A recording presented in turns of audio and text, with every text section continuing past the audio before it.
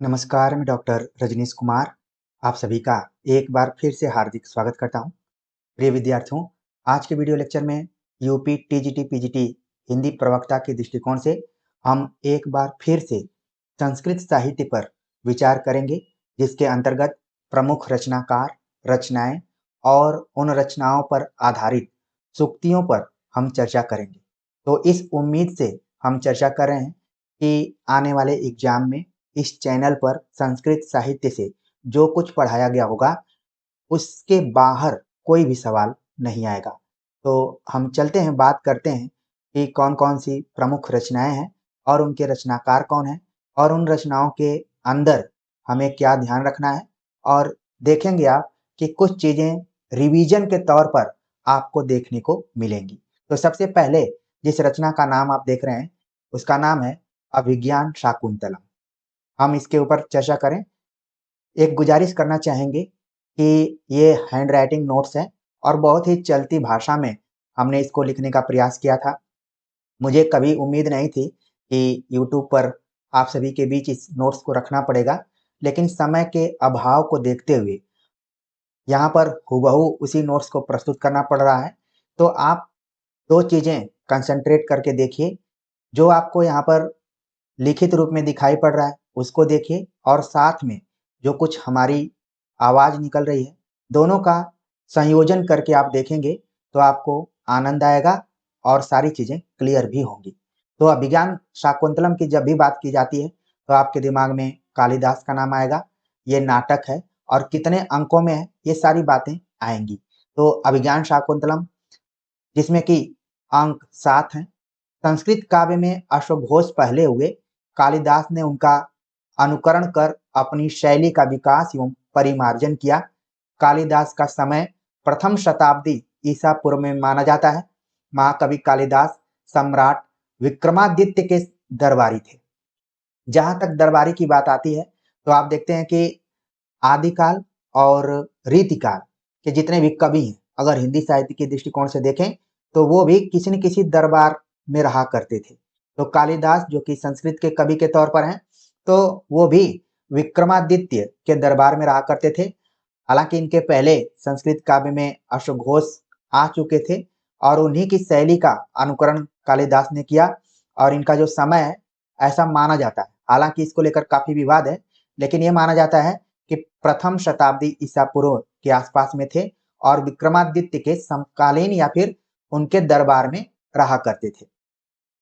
कालिदास की पत्नी विद्वत्मा शारदानंद की पुत्री थी। जैसा कि आप जानते हैं कि कालिदास से ज्यादा पढ़ी लिखी महिला विद्वत्मा थी, ठीक है।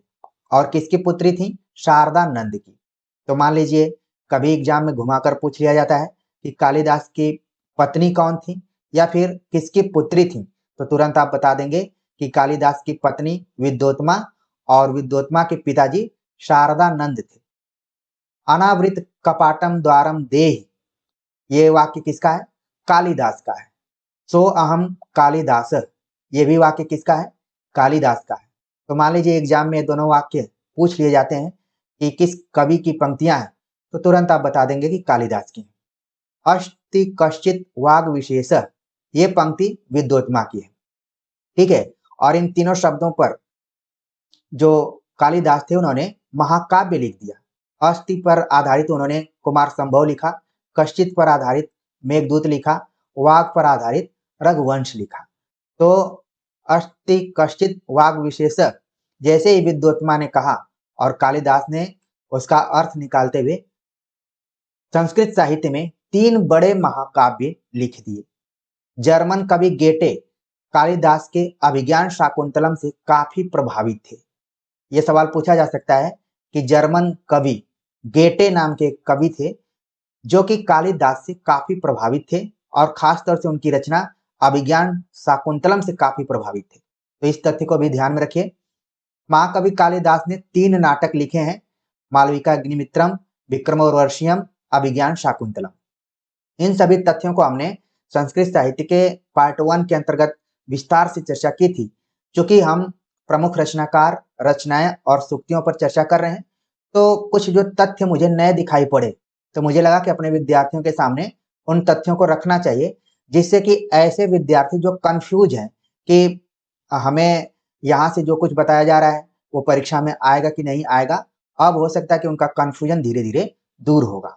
तो महाकवि कालिदास ने 3 नाटक लिखे। कौन कौन से नाटक हैं? इन तीनों नाटकों का नाम बिल्कुल ध्यान में रखिए। पुराणामित्येव न साधु सर्वम न चापि काव्यम नवमित्य वद्यम। ये पंक्ति किससे ली गई है? मालविकाग्निमित्रम नाटक से ली गई है। तो एक वाक्य आप यहाँ पर ध्यान देख रहे हैं। दूसरा वाक्य है काव्येषु नाटकम रम्यम। अभिज्ञान शाकुंतलम से इसको उठाया गया है, यानी कि ये पंक्ति किसकी है? कालिदास की है। और एक बार हमने इसको लेकर भरत से भी जोड़ा हुआ था।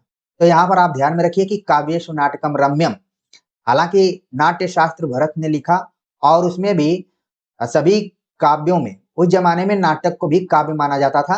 तो कालिदास ने भी कहा कि अगर काव्य की बात की जाएगी तो उसमें सबसे सुंदर और रम्य विधा कौन सी है? नाटक है। तो अभिज्ञान शाकुंतलम में इस पंक्ति का उल्लेख किया गया है, यानी कि कालिदास द्वारा किया गया है। अभिज्ञान शाकुंतलम का चौथा अंक सर्वाधिक लोकप्रिय है। तो आपके दिमाग में आ गया होगा कि अभिज्ञान शाकुंतलम में कुल 7 अंक हैं, लेकिन जो चौथा अंक है इसमें शकुंतला के विदाई का जिक्र किया गया है। और आप जैसे ही विदाई शब्द का हमने प्रयोग किया है, आपके दिमाग में आ गया होगा कि वो विदाई का माहौल कैसा होता है।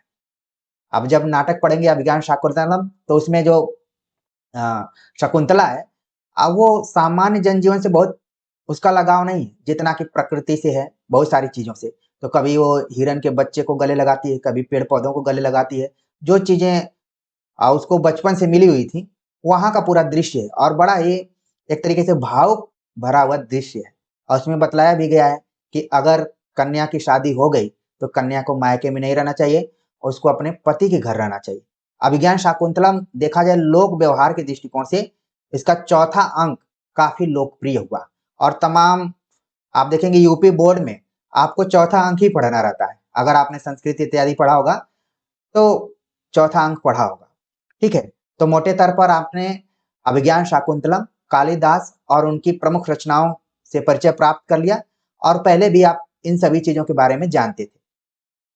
अगर नाटकों की बात करें तो उनकी जो बनावट होती है, ठीक है, जैसे हम हिंदी में नाटक पढ़ते हैं तो उसमें अंक होता है, दृश्य होता है, ठीक है, संवाद योजना होती है, देश काल वातावरण होता है, अलग अलग शैलियां होती हैं। लेकिन अगर संस्कृत में हम देखें तो कुछ उसकी बनावट अलग ढंग की होती है। अर्थ प्रकृतियां उसमें प्रयुक्त की जाती हैं जो कि 5 तरीके की होती हैं: बीज, बिंदु, पताका, प्रहरी, प्रकार्य। ये अर्थ प्रकृतियां हैं। कई बार तो सवाल पूछ लिया जाता है कि अर्थ प्रकृतियों की संख्या कितनी है, तो आपको बतलाना है कि 5 है। वो पांचों कौन कौन है, यहाँ पर हमने बतला दिया। अवस्थाएं, उनकी भी संख्या 5 है: आरंभ, प्रयत्न, प्राप्ति आशा, नियति फल प्राप्ति, फलागम। ये 5 अवस्थाएं हैं। संधियां, 5 संधियां भी हैं: मुख, प्रतिमुख, गर्भ, विमर्श, निर्वहन। ये 5 संधियां हैं। वैसे तो आपने व्याकरण में संधि पढ़ा होगा, लेकिन यहाँ पर नाटक में संधि का मतलब कि मुख हो, प्रतिमुख हो, गर्भ, विमर्श और निर्वहन को हम संधि कहते हैं। और संयोग से आप देख रहे हैं कि यहाँ पर सभी की संख्या 5 है, चाहे वो अर्थ प्रकृति की बात की जाए, अवस्था की बात की जाए या फिर संधि की बात की जाए। तो इसको हमने इंपॉर्टेंट करके बतलाया हुआ है क्योंकि यहाँ से सवाल पूछे जाते हैं। अब बात करते हैं, जब हम अभिज्ञान शाकुंतलम की बात कर रहे हैं तो दुष्यंत धीरोदात्त नायक है। नायकों के भी कई कई कैटेगरी हैं, उस पर हम आगे चर्चा करेंगे।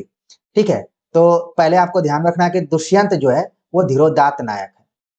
कर्ण का वास्तविक नाम क्या है? काश्यप नाम था उनका वास्तविक नाम। अहो मधुर अहो मधुरा मासाम दर्शनम अनुसुईया का कथन है। तो मान लीजिए सुक्ति के रूप में है, सवाल पूछा जा सकता है कि अहो मधुर मासाम दर्शनम अभिज्ञान शाकुंतलम के किस पात्र द्वारा कहा गया है? तो तुरंत आप बताएंगे कि अनुसुईया का कथन है। तो ये तो संक्षेप में हमने अभिज्ञान शाकुंतलम से जुड़ी हुई कुछ महत्वपूर्ण चीजों के बारे में बात की। फिर से मैं दोहराना चाहूंगा कि इसके पहले भी हमने संस्कृत साहित्य पर चर्चा की थी, आपने उसको देख लिया होगा, वहीं से इसको आपको जोड़कर आगे पढ़ना है। अब हम बात करते हैं आज की जो दूसरी रचना है जिसका नाम है किरातार्जुनीयम। महाकाव्य का बृहत्त्रयी नैषधिचरितम, शिशुपाल वधम, किरातार्जुनीयम।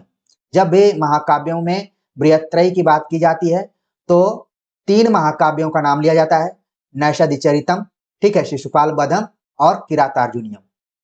अब हमने ऊपर कुछ अंकों को लिखा है, जो हमारे पुराने विद्यार्थी होंगे, गंभीर विद्यार्थी होंगे, जिनको मेरे फोटो से और तमाम चीज से कोई दिक्कत नहीं होगी, वो तुरंत बतला देंगे कि सर आपने सर्गों का नाम लिखा है। नैषधिचरितम में कुल 22 सर्ग हैं, शिशुपाल वधम में कुल 20 सर्ग हैं और किरातार्जुनीयम में 18 सर्ग हैं। बीच में एक बात मैं कहना चाहूंगा, कुछ बच्चों का कमेंट आ रहा है कि सर आप अगर पीडीएफ ही पढ़ाते तो बेहतर रहता, आप किनारे अपना फोटो मत लगाइए, हमारा कंसंट्रेशन भंग हो रहा है। हम उस क्रिकेटर की तरह हैं जो कि बैट हाथ में लिया हुआ है और गेंदबाज बॉलिंग करने के लिए तैयार है, लेकिन उसको रोका जा रहा है कि साइड स्क्रीन पे कोई चहलकदमी कर रहा है। तो प्रिय विद्यार्थियों, आप कंसंट्रेशन बना के रखिए। कुछ वजहों से यहाँ पर हमने यहाँ रखा हुआ है अपना वीडियो, ठीक है, तो बदलते हुए समय के अनुसार आपको बदलना भी पड़ेगा, इसलिए कंसंट्रेट रखिए। क्लास में तो शिक्षक पढ़ाता है व्हाइट बोर्ड के सामने, ब्लैक बोर्ड के सामने, तो कंसंट्रेशन अपने अंदर से बदलाव लाने का प्रयास कीजिए। तो बातों ही बातों में आपके दिमाग में बैठ गया होगा कि किरातार्जुनीयम में कुल 18 सर्ग, शिशुपाल वधम में 20 सर्ग और नैषधिचरितम में कुल 22 सर्ग है। इनको बृहत्त्रयी के अंतर्गत रखा जाता है। और इसके बारे में एक बड़ी मशहूर लाइन है, भारवेर भारवेर अर्थ गौरवम। भारवी के लिए कहा गया है कि अर्थ गौरव की जब भी बात की जाएगी तो भारवी का नाम आएगा। अर्थ गौरव का अर्थ है गागर में सागर। अभी तक आप सभी इन हैंड राइटिंग नोट्स को कहते आ रहे हैं कि सर आपने गागर में सागर भरने का प्रयास किया है, तो इसको अगर संस्कृत में हम कहेंगे तो अर्थ गौरव के अर्थ में कहा जा सकता है। अर्थ गौरव का मतलब कि कम समय में कम शब्दों में बड़ी बात कहना, उसको क्या कह सकते हैं, गागर में सागर। हालांकि हिंदी साहित्य में इस चीज के लिए जाने जाते हैं बिहारी, लेकिन अगर हम संस्कृत की बात करें तो कौन है, भारवी। कुछ मिलता जुलता ही नाम है, बिहारी भारवी। नारिकेल फल सम्मित तथा रस गर्भ निर्भर सार, भारवी के विषय में मल्लीनाथ सूरी ने कहा है। भारवी के लिए जो उपमाएं दी गई हैं, नारिकेल फल सम्मित और रस गर्भ निर्भर सार, भारवी के संबंध में जो संस्कृत के आलोचक हैं मल्लीनाथ सूरी, उनका ये कथन है। तो इसको जरूर ध्यान में रखिए, कई बार ये भी एग्जाम में आ जाता है। संस्कृत काव्य को 3 कालों में विभाजित किया गया है। पूर्व कालिदास युग, जिसमें भास का नाम आता है, कालिदास युग जिसमें कालिदास खुद हैं, कालिदासोत्तर युग जिसमें कि भारवी है।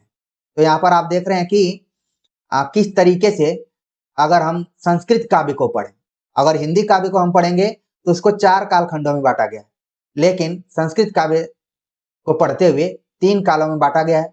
कालिदास के पूर्व भास का नाम आ जाएगा, कालिदास, फिर इसके बाद कालिदास के बाद जिसमें कि भारवी का नाम आता है। कालिदास वैदर्भी रीति के कवि हैं। उपमा के प्रयोग में कालिदास अद्वितीय हैं। ये सारी चीजें आप पहले भी जानते रहोगे, रिवीजन के तौर पर आपने देख लिया। किरातार्जुनीयम में कुल 18 सर्ग हैं और 1040 श्लोक हैं। कवे वृत्तस्य वा नामना नायकस्य तरस्य वा नामास्य, ये बात कही विश्वनाथ ने साहित्य दर्पण में। यानी कि यहाँ कवि नायक के संदर्भ में, नाम के संदर्भ में एक कथन विश्वनाथ ने कहा। साहित्य दर्पण जो की उनकी रचना है कि कवे वृत्तस्य वा नामना नायक यतरस्य वा नामस्य, ठीक है, तो ये ध्यान में रखिए कि विश्वनाथ का है। रघुवंशम महाकाव्य नायक प्रधान है, कुमार संभवम कथानक प्रधान है, भट्टी काव्य कवि प्रधान है। तो यहाँ पर आप देख रहे हैं कि जो महाकाव्य हैं उनकी विषय वस्तु भी अलग अलग तरीके की है। रघुवंशम में नायक केंद्र में है, कुमार संभवम में कथानक केंद्र में है यानी कथा वस्तु केंद्र में है, और भट्टी काव्य में कवि प्रधान है। तो यानी कि जो महाकाव्य है उसकी प्रधानता अलग अलग दृष्टिकोणों से, तो 3 तरीके का दृष्टिकोण यहाँ पर आपने देख लिया। किरातार्जुनीयम का कथानक पांडुरात्र अर्जुन से संबंधित है। किरात वेशधारी शिव और अर्जुन से युद्ध, जिसमें अर्जुन पाशुपत अस्त्र प्राप्त करते हैं। तो किरातार्जुनीयम में किरात का वेश धारण करते हुए शंकर जी आते हैं और अर्जुन से युद्ध करते हैं, और वहां पर अर्जुन की वीरता को देखते हुए उसको पाशुपत अस्त्र देते हैं। ठीक है, तो पहले जमाने में आप जानते हैं कि इस तरीके से एग्जामिनेशन नहीं होता था, बल्कि सीधे ईश्वर आते थे और देखते थे कि आप में कितना पराक्रम है। आपने तमाम लोगों को देखा होगा, जैसे कि कर्ण भी बहुत पराक्रमी था और उसको भी बहुत सारी चीजें मिली हुई थी। ठीक है, वरदान मिले थे, लेकिन उनके साथ छल किया गया और क्या क्या हुआ महाभारत में आपने देखा होगा। यहाँ पर भी शिव किरात वेश में आते हैं और अर्जुन से युद्ध करते हैं और अर्जुन को पाशुपत अस्त्र देते हैं। ये चीज आपको ध्यान रखना है, किरात अर्जुनियम की ये विषय वस्तु है। किराताश्च अर्जुनश्च किरातार्जुनौ में कौन सा समास है? द्वंद्व समास है। ठीक है, तो आप देख रहे हैं कि किरातार्जुनियम जो शब्द है, मान लीजिए आपने व्याकरण की खूब किताब पढ़ ली, लेकिन उसमें सवाल में पूछ लिया जाए कि किरातार्जुनियम में कौन सा समास है, तो जो भी विद्यार्थी अभी तक इस चैनल को देख रहे होंगे वो तुरंत बता देंगे कि इसमें द्वंद्व समास है। किराताश्च अर्जुनाश्च किरातार्जुनौ, इसमें द्वंद्व समास हो गया। इसको आप जरूर ध्यान में रखिए। किरातार्जुनियम में 6 प्रत्यय लगा हुआ है। ये बड़ा ही इंटरेस्टिंग था, संस्कृत में जो पढ़े होंगे वो अच्छे से इसको समझ पाएंगे कि 6 प्रत्यय, किरातार्जुनियम में 6 प्रत्यय लगा हुआ है। ये भी आप संक्षेप में जरूर ध्यान में रखिए कि न जानते हो भी आप प्रत्यय के बारे में जान जाइए कि किरातार्जुनियम में, किरातार्जुन में जो प्रत्यय लगा हुआ है 6 प्रत्यय लगा है। अवंती सुंदरी कथा में दंडी ने अपना पूर्वज भारवी को माना है।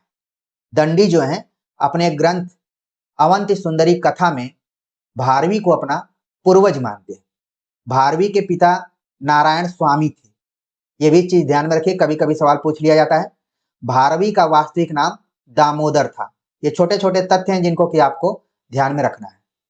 दंडी की कुछ रचनाएं, अवंती सुंदरी कथा, काव्यादर्श, दश कुमार चरितम, ये दंडी द्वारा लिखी गई है। सहसा विदधित न क्रियाम, किरातार्जुनियम की एक पंक्ति है। यह भी खूब पूछा जाता है कि किस महाकाव्य से उद्धृत है यह पंक्ति। सहसा विदधित न क्रियाम, किरातार्जुनियम की एक पंक्ति है, इसको नोट कर लीजिए या फिर ध्यान में रखिए। भारवी का समय है 6ठी उत्तरार्ध से 7वीं पूर्वार्ध के बीच में। हितम मनोहारि च दुर्लभम वच, ये पंक्ति कहां से ली गई है? किरातार्जुनियम से ली गई है। सुदुर्लभा सर्व मनोरमा गिरह, ये भी किरातार्जुनियम से है। विचित्र रूपा खलु चित्त वृत्तय, ये भी किरातार्जुनियम से है। वसंत ही प्राणी गुणान वस्तुषु, ये भी किरातार्जुनियम से है। वरम विरोधपि सम महात्मा भी, ये भी किरातार्जुनियम से है। सहसा विदधित न क्रियाम अविवेक परमा पदाम पदम, तो ये भी किरातार्जुनियम से। ये सब सूक्तियां हैं। जैसा कि बताया गया कि भारवी अर्थ गौरव के लिए जाने जाते हैं, यानी कि कम शब्दों में अधिक बातें कह दिया करते हैं। तो आपको ध्यान में रखना है कि गागर में सागर भरने में माहिर थे भारवी। तो ये सूक्तियां हैं। संस्कृत साहित्य के रचनाकारों की सूक्तियां काफी महत्वपूर्ण होती हैं और परीक्षाओं में आती रहती हैं। भारवी काव्य जगत में अलंकृत शैली के प्रवर्तक हैं। किरातार्जुनियम का कथानक महाभारत के वन पर्व से लिया गया है। ये सारी चीजें हम पहले के वीडियो लेक्चर में भी आप सभी से डिस्कस किए थे, लेकिन कुछ नई चीजें जो आई मुझे लगा कि अपने विद्यार्थियों के सामने रखना चाहिए, वही चीज हम रख रहे हैं। किरातार्जुनियम का प्रमुख छंद वंशस्थ छंद है। संस्कृत में छंद अलग ढंग के नाम उनके होते हैं, मालिनी, शार्दुलवृत्तम, ठीक है, वंशस्त्र, काफी फेमस छंद है वंशस्थ। किरातार्जुनियम में यही प्रमुख रूप से पाया जाता है। सठे साठ्यम समाचरित, किरातार्जुनियम से ली गई पंक्ति है, इसको भी ध्यान में रखिए। और एक क्वेश्चन हमने कम्युनिटी सेक्शन में पूछा था, महाकाव्य सर्गबद्ध प्रबंध काव्य है, इसका कथन है वो है विश्वनाथ का। यहीं से हमने इस चीज को उठाया था ताकि आप सभी समय रहते इस एंगल से भी देखिए कि केवल कथन आचार्य रामचंद्र शुक्ल या अन्य हिंदी आलोचकों के ही नहीं आएंगे, हो सकता है कि संस्कृत के भी आ जाएं। तो महाकाव्य सर्गबद्ध प्रबंध काव्य है, विश्वनाथ का मानना था। तो आपने संक्षेप में देख लिया अभिज्ञान शाकुंतलम को और किरातार्जुनियम को। अब बारी आती है उत्तर रामचरितम की। उत्तम रामचरितम जो कि भवभूति की रचना है, भवभूति का समय 680 से 750 के बीच माना जाता है, ईस्वी में इसको रख लीजिए। भवभूति का जन्म दक्षिण भारत के पदमपुर में हुआ। भवभूति के माता का नाम था जतुकर्णी, पिता का नाम था नीलकंठ। तो ये भी तथ्य ध्यान में रखिए, कई बार परीक्षाओं में माता पिता के नाम भी आ जा रहे हैं। ठीक है, भवभूति पद वाक्य प्रमाणज्ञ के विद्वान थे। आप देख रहे हैं कि भारवी अर्थ गौरव के विद्वान थे, यहाँ पर भवभूति जो है पद वाक्य प्रमाणज्ञ के विद्वान थे। भवभूति के गुरु ज्ञान निधि थे, ये भी ध्यान में रखिए। यहाँ पर नया तथ्य आप देख रहे हैं कि भवभूति के गुरु कौन थे, वो थे ज्ञान निधि। भवभूति की 3 रचनाएं हैं, महावीर चरितम, मालती माधव, उत्तर रामचरितम, जो कि इनकी अंतिम रचना है। ठीक है, उत्तरे रामचरिते भवभूति विशिष्यते, ये कथन लिया गया है उत्तर रामचरित से, यानी भवभूति उत्तर रामचरितम के माध्यम से ही जाने जाते हैं। तात्पर्य कुमारिल भट्ट ने इस पर विचार किया या फिर उनसे जुड़ा हुआ है। भावना विवेक मंडन मिश्र का ग्रंथ है। तात्पर्य कुमारिल भट्ट, भावना विवेक मंडन मिश्र का ग्रंथ। उत्तर रामचरित नाटक में करुण रस प्रधान है। यहाँ पर कई बार सवाल पूछा जाता है कि करुण रस के लिए कौन कवि जाने जाते हैं, तो भवभूति का नाम आता है। और अगर भवभूति का नाम न पूछा जाए, उत्तर रामचरितम नाटक के बारे में पूछा जाए कि उसमें कौन सा रस प्रमुख है, तो वो करुण रस है। ठीक है, कारुण्यम भवभूतिरेव तनुते, भवभूति, जब भी जहां भी करुण की बात आए तो आप भवभूति को जरूर ध्यान में रखिए। भवभूति गौड़ी रीति के प्रमुख कवि हैं। आपने देखा कि कालिदास को वैदर्भी रीति से जोड़ा गया, भवभूति हैं गौड़ी रीति के प्रमुख कवि। उत्तर रामचरित में 7 अंक है। इसी तरीके से आपने देखा कि अभिज्ञान शाकुंतलम में भी 7 अंक है, उत्तर रामचरित में भी 7 अंक है। तो संस्कृत साहित्य में 7 अंकों का काफी रोल है। अगर हम उत्तर रामचरित के प्रमुख पात्रों की बात करें तो रामभद्र, चंद्रकेतु, लव और कुश का नाम आपको ध्यान में रखना है। अगली रचना है रघुवंशम, जो कि कालिदास की रचना है। रघुवंशम में 19 सर्ग है। रघुवंशम में इक्ष्वाकुवंशी महाप्रतापी महाराज दिलीप से लेकर अग्निवर्ण तक 20 राजाओं का वर्णन है। छड़े छड़े यन्वता मुपैति तदेव रूपम रमणीयताया, रघुवंशम से ली गई पंक्ति। ठीक है, सर्गबद्धो महाकाव्यो तत्रैको नायकः सुरः, स्वदशम क्षत्रियो वापि धीरोदात्त गुणान्वितः। ये कथन किसका है? विश्वनाथ का है। जहां से सर्गबद्ध प्रबंध काव्य महाकाव्य कहलाता है, ये पंक्ति वहीं से ली गई, विश्वनाथ द्वारा ये बातें कही गई हैं, तो इनको आप ध्यान में रखिए। इसके बाद दश कुमार चरित, जो कि दंडी की रचना है। दंडी की और रचनाएं हैं काव्यादर्श, अवंती सुंदरी कथा, दश कुमार चरित, छंदोविच्चिति और कला परिच्छेद। ये सभी रचनाएं जरूर ध्यान में रखिए, घूम फिरकर पूछी जाती रही। राजशेखर ने दंडी को 3 प्रबंधों का लेखक माना है। त्रयोदंडी प्रबंधाश्य, यानी जो राजशेखर हैं उन्होंने माना कि दंडी के 3 प्रबंध हैं। ठीक है, और दंडी को 3 रूपों में भी देखने का प्रयास किया गया है, आज इसमें आचार्य के रूप में, कवि के रूप में और गद्यकार के रूप में। ठीक है, दंडी का काफी रोल है। अवंती सुंदरी कथा में दंडी का परिचय प्राप्त होता है कि दंडी के पूर्वज कौन थे, उनके पिताजी कौन थे, इस टाइप से सवाल का पता चलता है अवंती सुंदरी कथा में। दंडी के पिता वीरदत्त एवं माता गौरी थी। ठीक है, दंडी के पिता का नाम वीरदत्त और माता गौरी। दंडी का संबंध कांचीपुरम से है, ये भी आप चीज ध्यान में रखिए। दंडिना पद लालित्यम, दंडी के लिए कहा जाता है कि दंडी पद लालित्य के लिए प्रसिद्ध है। काव्यादर्श में 4 परिच्छेद हैं। ठीक है, ये भी छोटा सवाल हो सकता है। दश कुमार चरित में अगर पात्रों की बात करें तो राजवाहन, सोमदत्त, पुष्पोद्भव, उपहार वर्मा, अर्थपाल, मित्रगुप्त, मंत्रगुप्त, प्रमाति, सुश्रुत इत्यादि का जिक्र किया जाता है। दंडी वैदर्भी रीति के कवि हैं। अभी ऊपर आपने देखा भवभूति के बारे में, वो गौड़ी रीति के थे। दंडी किसके हैं? वैदर्भी रीति के। अगली रचना है कादंबरी कथा। कादंबरी को कथा विधा में माना जाता है। बाण भट्ट के पिता चित्रभानु थे। हर्षचरित में कुल 8 उच्छ्वास हैं। प्रथम उच्छ्वास में बाण की आत्मकथा है। किसी ऐतिहासिक विषय पर गद्य काव्य लिखने का यह प्रथम प्रयास है। ये चीज आपको ध्यान रखना है कि जो कादंबरी है, संस्कृत साहित्य में ऐतिहासिक विषय पर गद्य काव्य लिखने का ये पहला प्रयास माना जाता है। कादंबरी संपूर्ण गद्य साहित्य की सर्वोत्कृष्ट रचना है।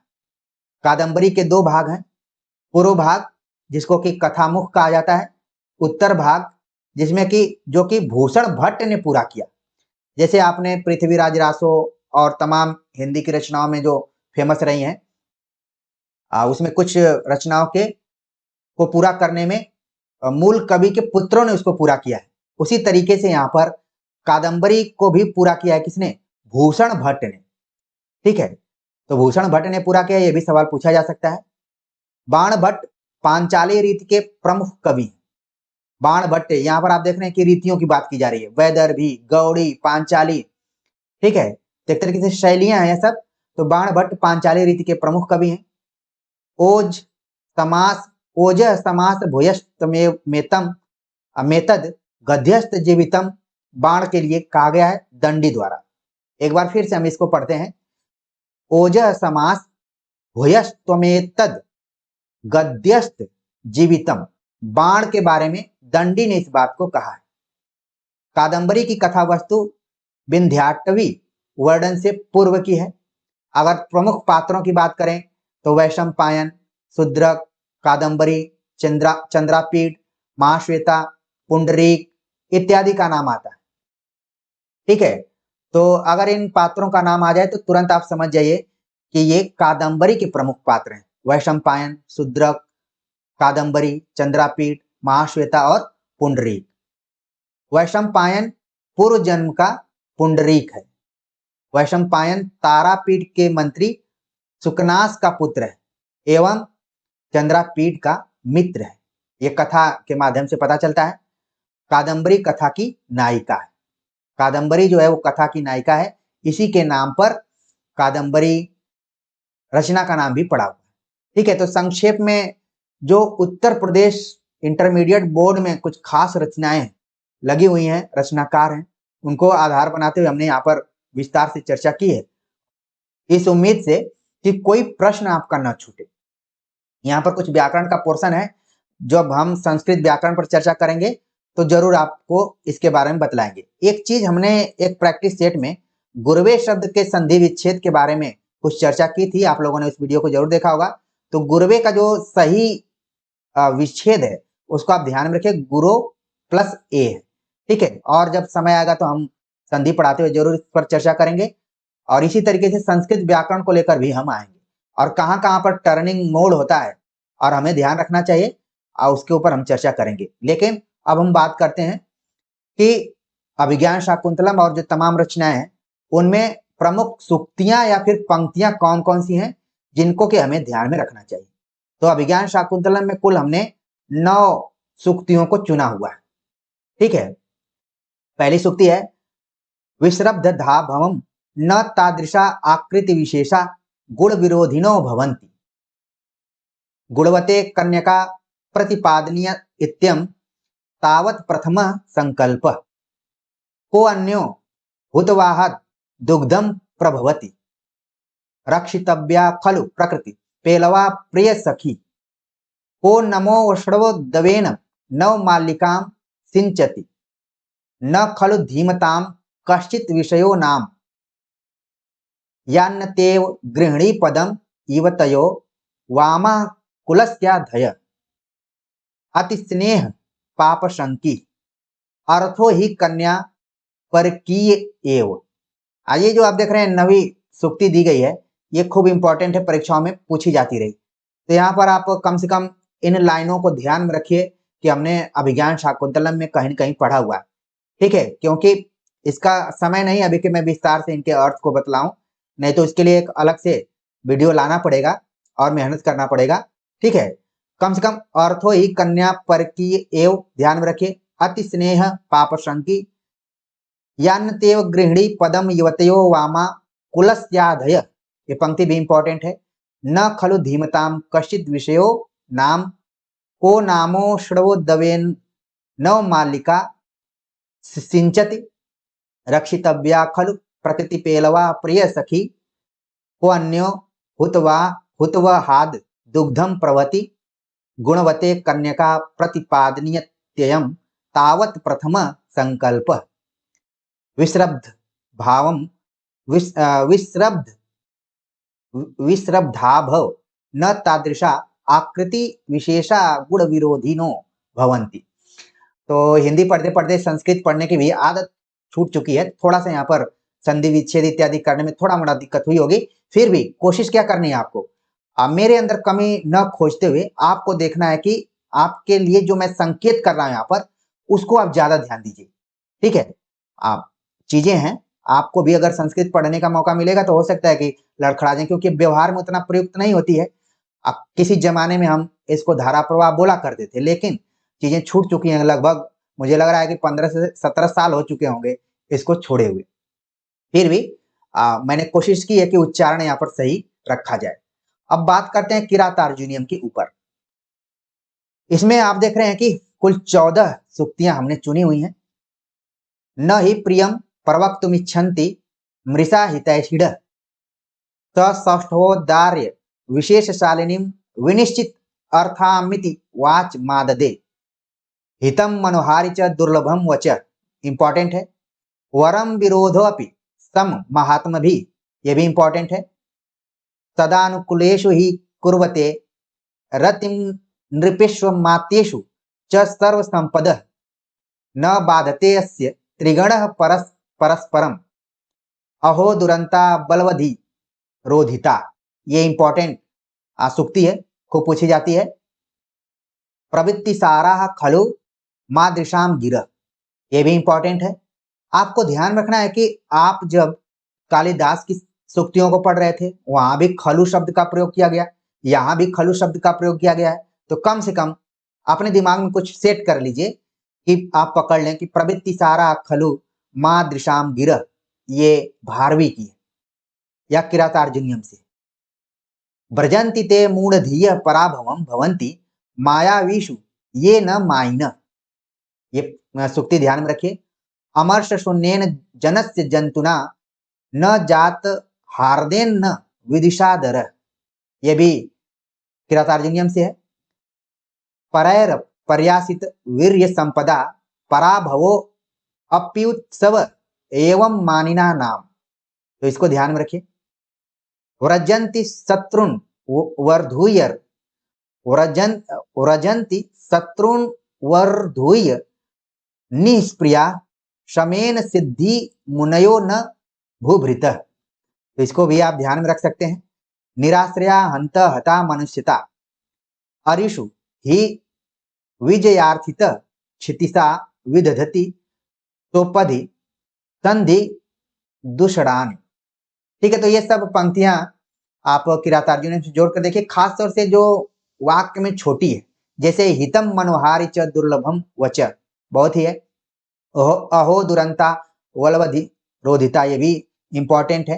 ठीक है, निराश्रया हंत हता मनस्विता, ये भी आप ध्यान में रख सकते हैं। ठीक है, अब हम बात कर लेते हैं कि उत्तर रामचरितम की कौन कौन सी हो सूक्तियां हैं। ततस्य किमपि द्रव्यम यो हि यस्य प्रयोजन सर्वमति मात्रम दोषाय न तेजस तेजस्वी प्रसृत परेशान विषहते स्थाने राम बाणम कवि देरवी वाचम मणिवृधत हृदयम त्वएव जनाति प्रीतिम योग परस्परम अमर्षो अप्य स्वे शोभते महावीरस्य। तो ये कुछ सूक्तियां हैं जिनको कि आप नोट कर सकते हैं, अपने दिमाग में रख सकते हैं।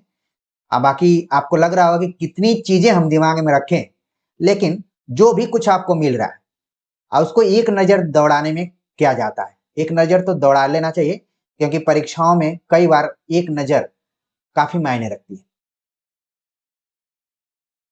अगला जो ग्रंथ है रघुवंशम, उससे जुड़ी हुई जो सूक्तियां हैं, श्रुतिवार्थम स्मृति अन्वगच्छत स्ववीर्य गुप्ता ही मनो प्रसूति छायेव ताम भूपति रन्वगच्छत न केवला नाम पैसाम प्रसूतिम अवेहिमा काम दुग्धाम प्रसन्नाम। तो ये जो 3-4 सूक्तियां दिखाई दे रही हैं, ये रघुवंशम की हैं। दश कुमार चरितम की कुछ सूक्तियां हैं। जीवितम ही नाम जन्मवता चतुः पंचान्य हानि